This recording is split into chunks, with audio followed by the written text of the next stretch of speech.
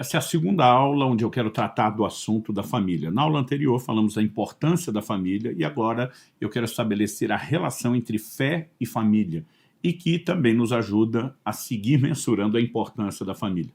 É lógico que é um desafio falar de um assunto tão rico, abrangente em pouco tempo. Digo isso porque escrevi um livro inteiro intitulado O Propósito da Família, né, onde falo a respeito dessas verdades, além da visão de Deus para o casamento e da vida conjugal. Junto com minha esposa, escrevi um outro livro intitulado Como Flechas, que fala só sobre criação de filhos. Então, né, além desses dois livros, temos 3 cursos na nossa escola. Um sobre o propósito da família, que é o assunto que estamos tratando aqui, um outro curso onde a gente fala do casamento dos sonhos, só o plano de Deus para o casamento, e um terceiro curso falando só sobre criação de filhos. Vamos falar a respeito da relação entre fé e família, e o nosso texto, nosso ponto de partida, será a afirmação do apóstolo Paulo em 1 Timóteo, no capítulo 5 e no verso 8, onde ele diz o seguinte: se alguém não tem cuidado dos seus, especialmente dos da própria casa, esse negou a fé e é pior do que o descrente. Quando a palavra de Deus fala sobre cuidado, aqui nesse capítulo 5 de 1 Timóteo está falando sobre cuidado material. A ideia começa no versículo 4, quando ele diz: se alguma viúva tem filhos ou netos, que esses aprendam a primeiro exercer piedade para com a própria casa e a recompensar seus pais, pois isso é aceitável diante de Deus. Depois, no verso 16, ele vai dizer: se alguma mulher crente tem viúvas na sua família, socorra-as, para que a igreja não fique sobrecarregada e possa socorrer as viúvas que não têm ninguém, que não têm arrimo de família. Então, é nesse contexto que a ideia de cuidado, né, dos familiares vai surgir. Ou seja, está falando de cuidado material, está falando de botar comida na mesa, vestir o corpo, dar um teto sobre a cabeça, mas a ideia de cuidado mais abrangente na Escritura, aliás, inclusive olhando para a própria epístola de Paulo a Timóteo, em 1 Timóteo, no capítulo 3, né, nos versículos 4 e 5, o apóstolo Paulo vai falar sobre um nível de cuidado da casa que é governo, que é cuidado espiritual, que é pastoreamento dos filhos. Então, a gente pode pegar o conceito bíblico de cuidado e dizer ele é abrangente, é mais do que cuidado material, envolve cuidado espiritual. Também não precisamos deixar de fora, saímos da primeira carta de Paulo a Timóteo e olharmos a Bíblia como um todo, a ideia do cuidado emocional. Jesus tinha 30 anos de idade quando foi batizado por João e houve uma declaração de amor do Pai Celeste que é pública.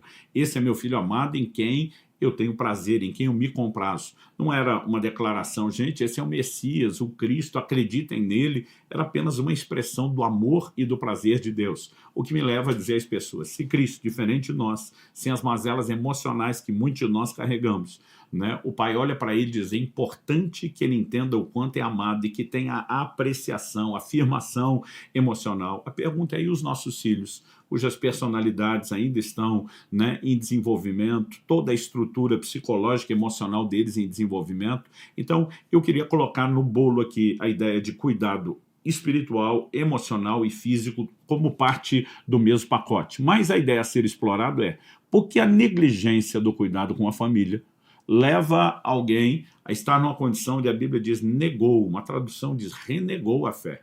E é pior do que o descrente. Se dissesse que é igual ao descrente, já não seria uma boa classificação, mas pior, né? Por que que o assunto da família é tão sério a ponto de existir uma relação?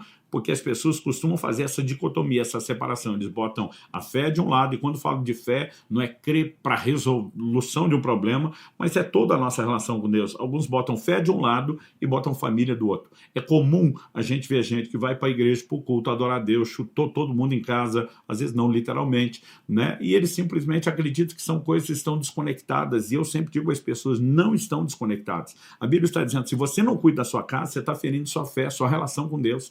E vários outros textos apontam na mesma direção.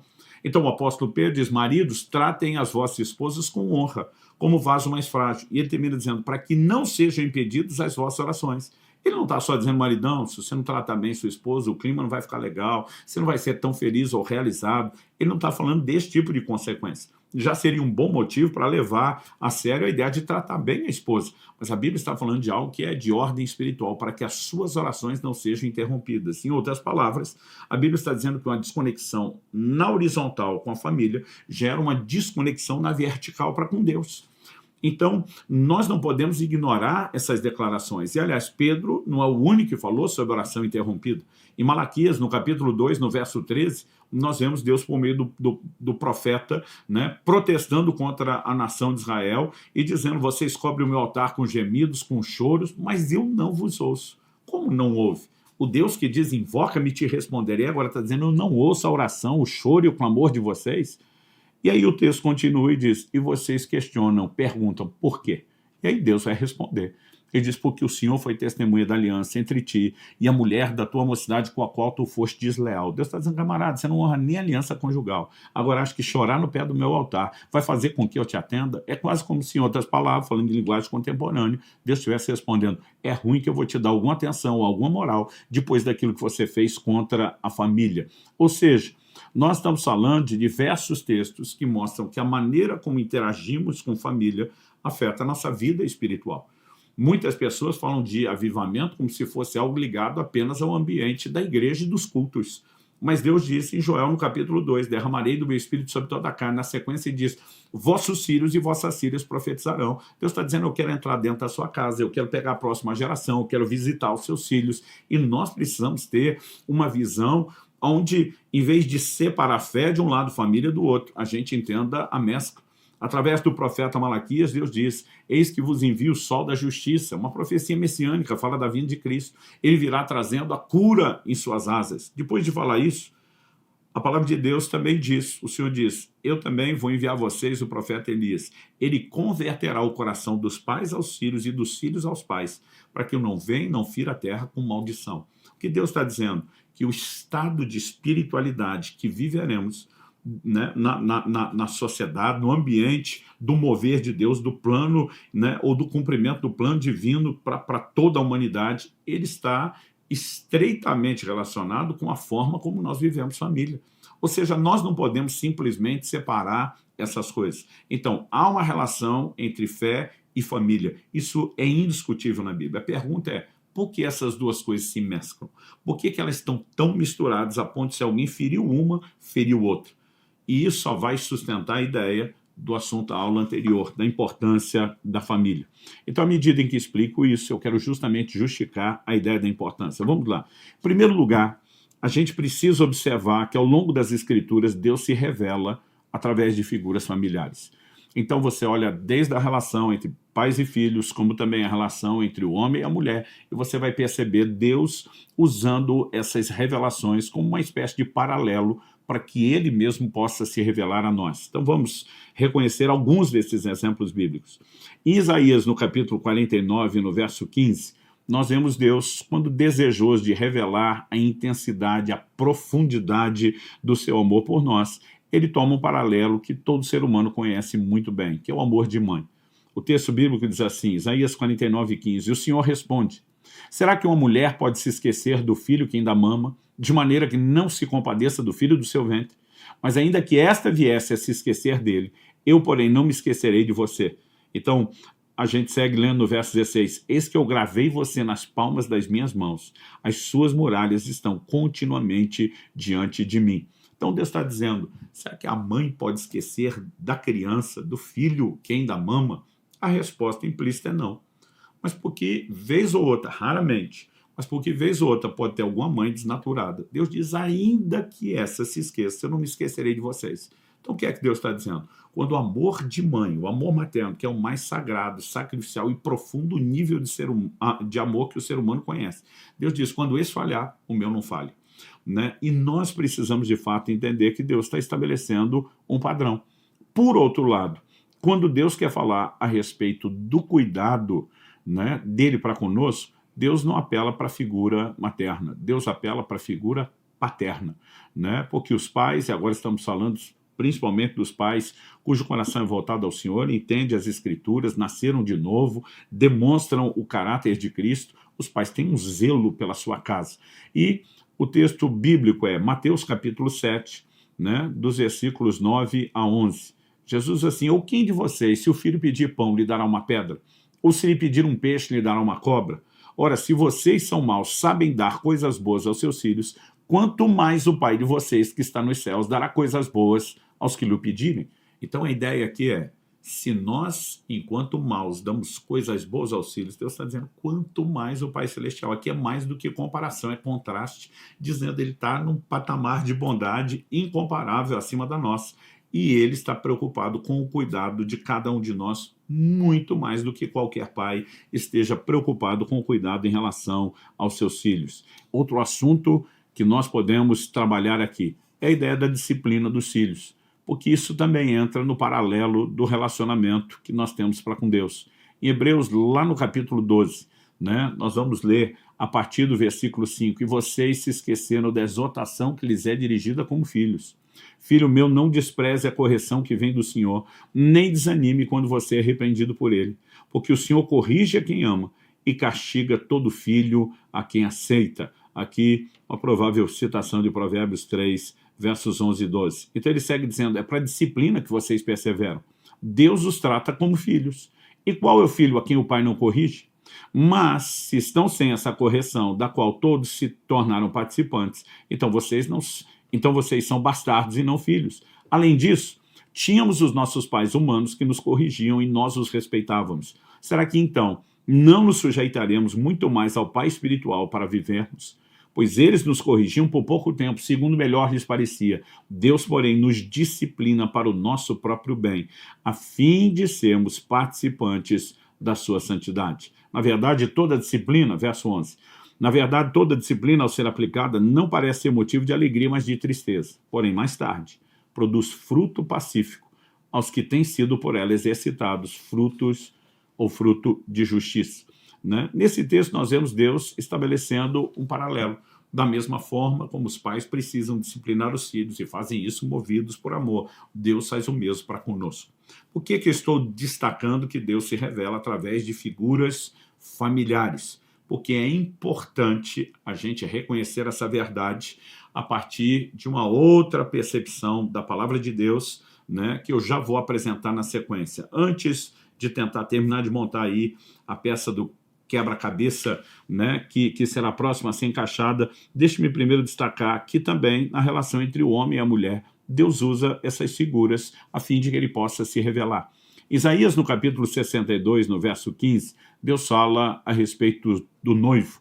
Né? Eu acho interessante, não importa o ângulo em que a gente olha isso, se é da experiência pessoal, se é de outros, né? Se eu lembro da época em que eu, noivo da Kelly, pensava dessa forma, se quando eu olho para meu filho Israel, quando estava noivo, a empolgação toda dele, se quando olho para perto da época em que Lícia, minha filha, estava para casar, e Caleb, meu genro, noivo, demonstrava a mesma empolgação, não importa se a gente fala, né, da gente ou de outros, é meio que senso comum. A Bíblia diz assim, porque como o jovem se casa com a moça, assim os seus filhos se casarão com você. Como o noivo se alegra com a noiva, assim o seu Deus se alegrará com você. Deus está tomando paralelos e um deles é como o noivo se alegra. Outra tradução de se regozija da noiva.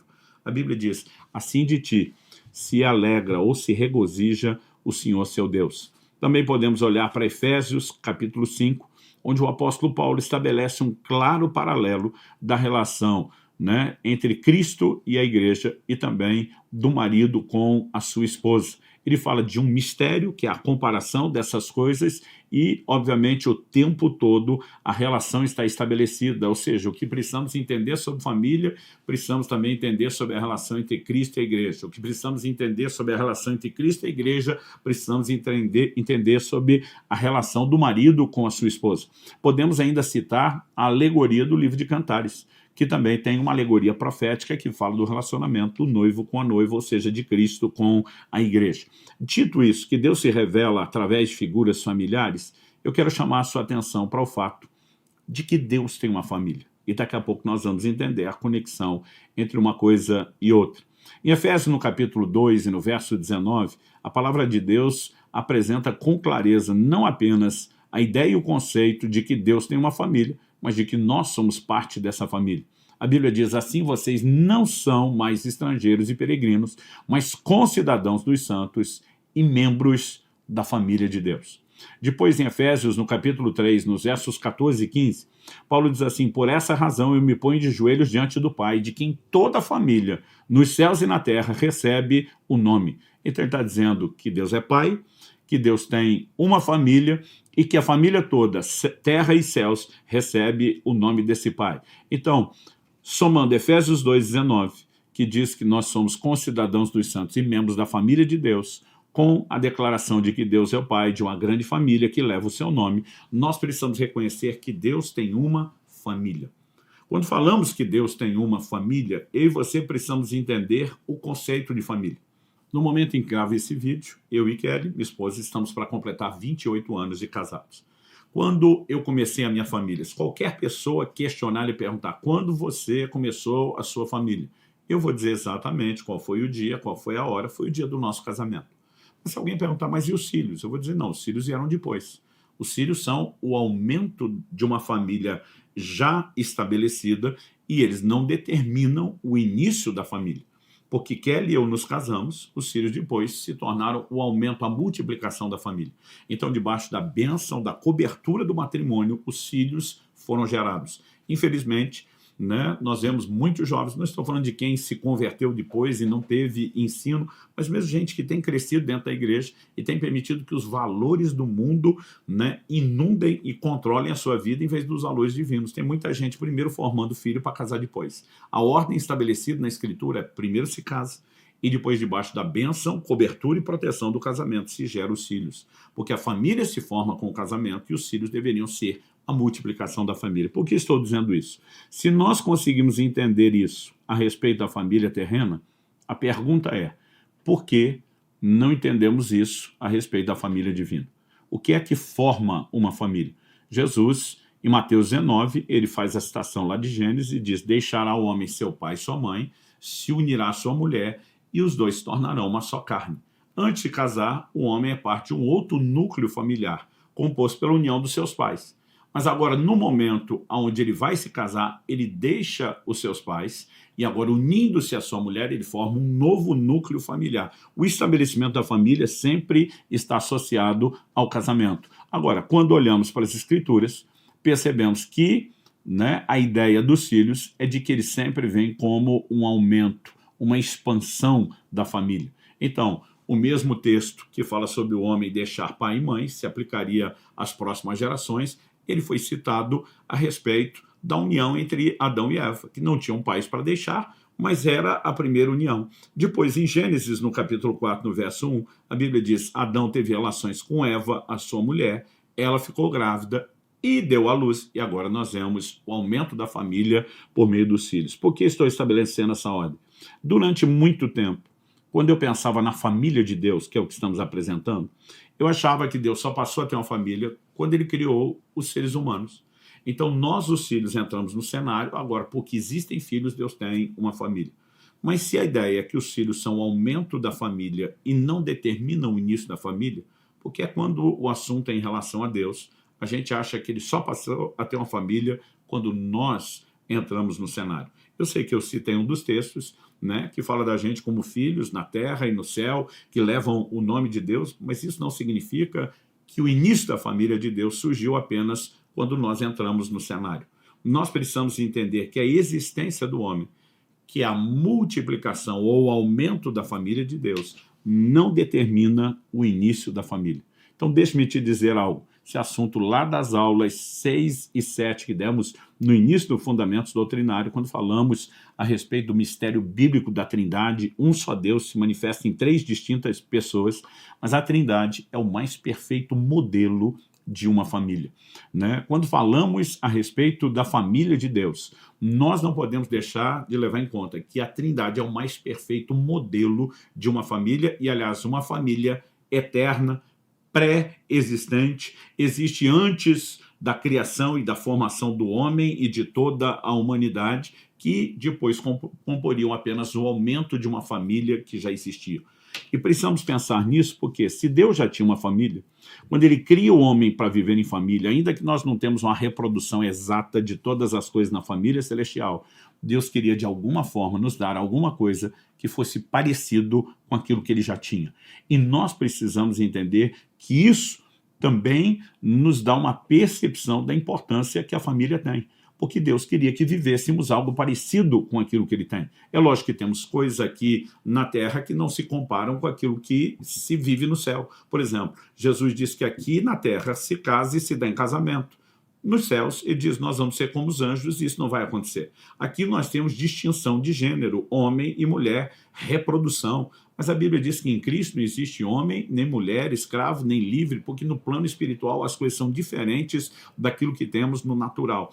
Mas ainda que você considere algumas dessas diferenças, e entre elas está, quando eu começo a falar da Trindade como família, eu não sei dizer quantas vezes, mas foram muitas, as pessoas já me abordaram perguntando algo, que inclusive já ouvi isso de outras pessoas até antes de entender com clareza o que eu estou pregando agora. Espera aí, pastor, então se Deus é o Pai, Jesus é o Filho, então o Espírito Santo é a mãe, e não há nada na Bíblia que chame o Espírito Santo de mãe.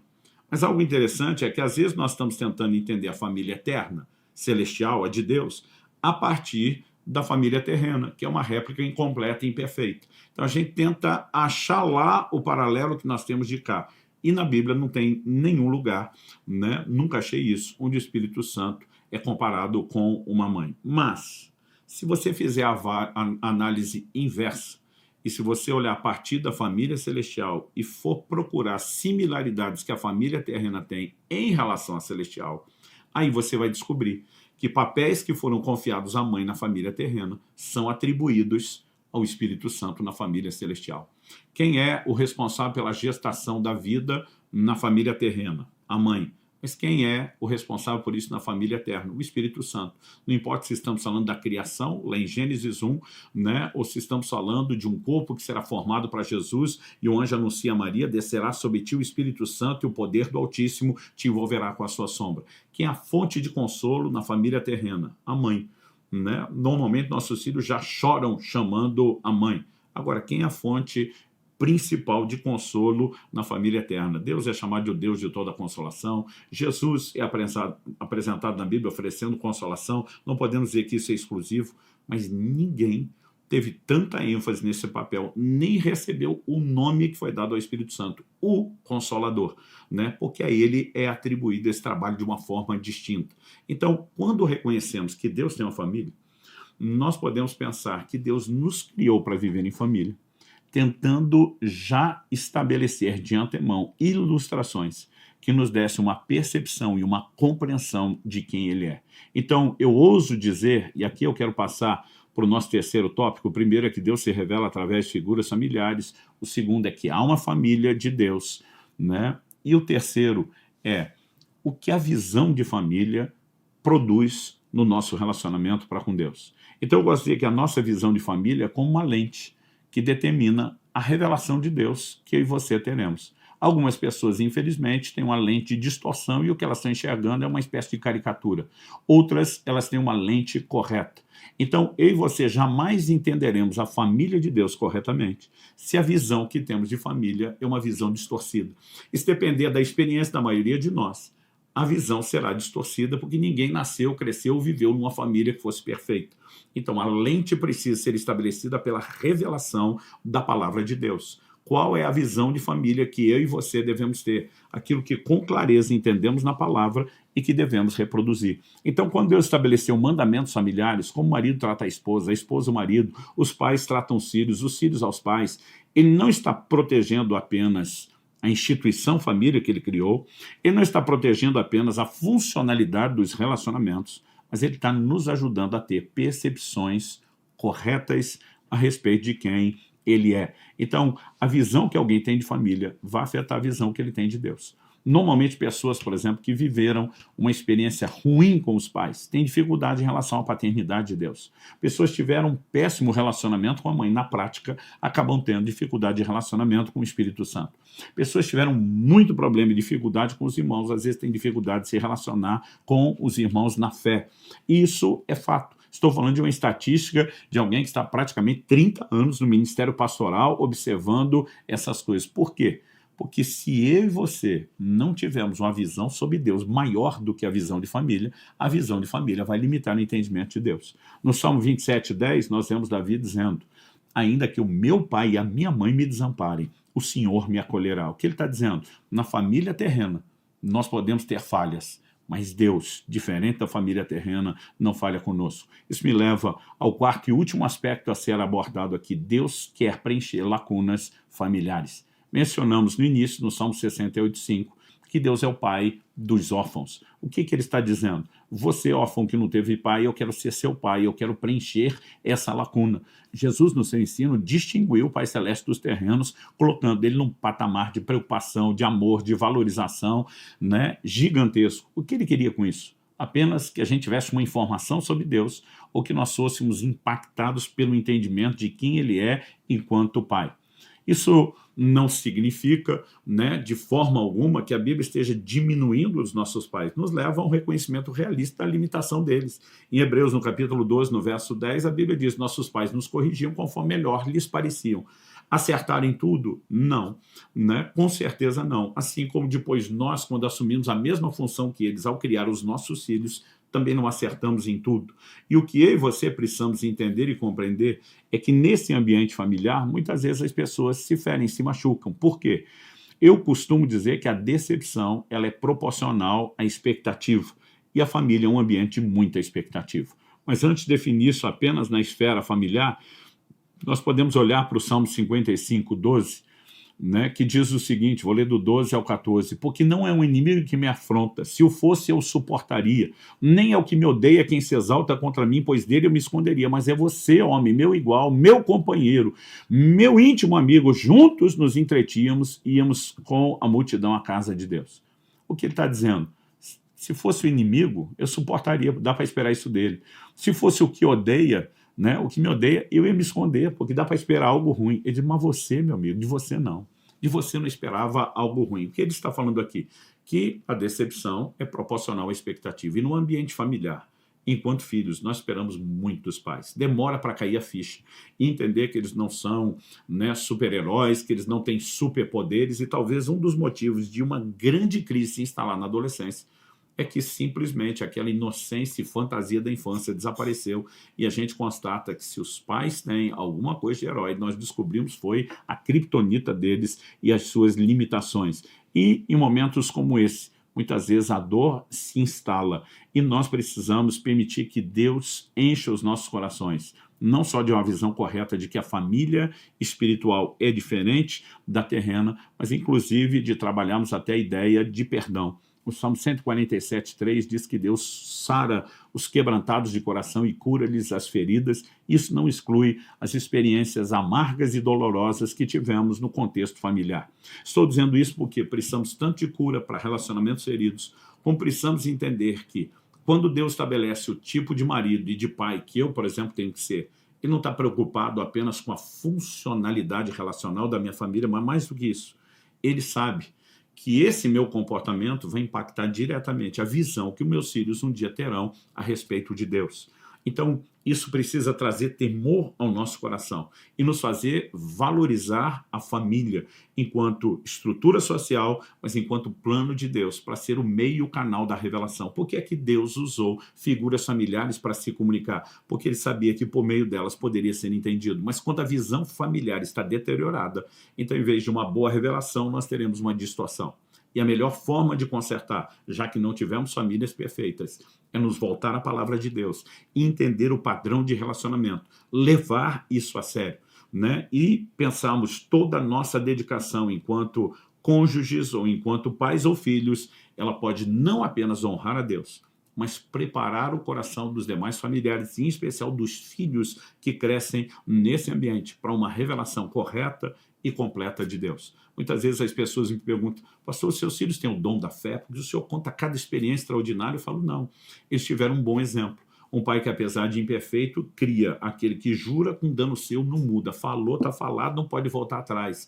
E quando eles olham para as promessas de Deus, eles têm um bom paralelo para dizer, se nosso pai não voltava atrás, imagina Deus. E nós poderíamos dar muitos exemplos de ordem prática, não é a minha intenção aqui. Aqui a ideia da aula é terminar com os fundamentos doutrinários, mas volto a insistir, se você tiver interesse em uma ministração mais prática para a sua vida familiar, tanto o nosso livro, O Propósito da Família, como nossos cursos, né, O Propósito da Família, Casamento dos Sonhos e mesmo livre curso como Flecha sobre criação de filhos pode te ajudar muito. E encerro te encorajando a buscar entender na Escritura o modelo de Deus e permitir que seja essa visão que restaure a sua alma.